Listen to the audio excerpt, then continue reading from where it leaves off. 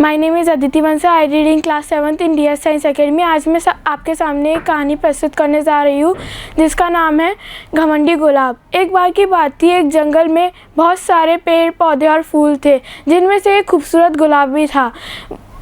सारे पेड़ पौधे और फूल गुलाब को देखते रहते और बोलते कि यह कितना सुंदर है, काश हम भी इतने ही खूबसूरत होते। इस बात को सुनकर गुलाब घमंड करते हुए कहता है कि इस जहाँ में सबसे सुंदर फूल मैं ही हूँ।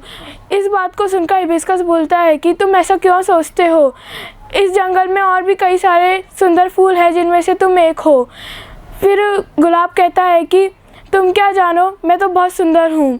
सब सारे पेड़ पौधे और फूलों ने कहा है कि मैं इस जहाँ का सबसे सुंदर और आकर्षक फूल हूँ, तो तुम क्यों नहीं मानते हो। फिर गुलाब कैक्टस की ओर इशारा करते हुए कहता है कि इसको तो देखो, इसके शरीर पर तो कांटे ही कांटे हैं।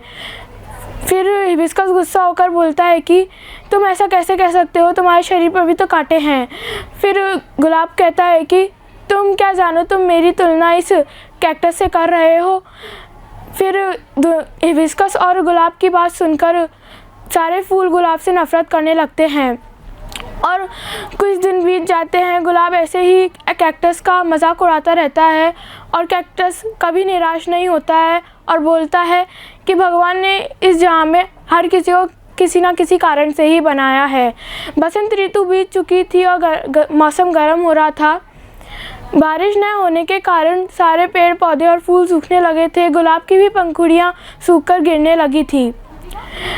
एक बार कुछ पंछी कैक्टस के पास आए और अपनी चोंच की मदद से उसमें से पानी पीकर खुशी खुशी उड़ गए।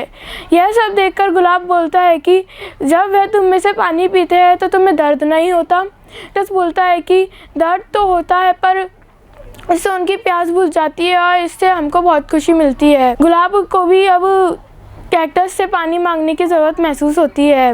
अब कैक्टस गुलाब को खुशी खुशी पानी देता है और फिर गुलाब को बहुत ज़्यादा पछतावा होता है अपने ऊपर। सीख कि हमको अपनी सुंदरता पे कभी भी घमंड नहीं करना चाहिए। हम जैसे हैं वैसे में ही संतुष्ट रहना चाहिए और हमें हमेशा व्यावहारिक रहना चाहिए।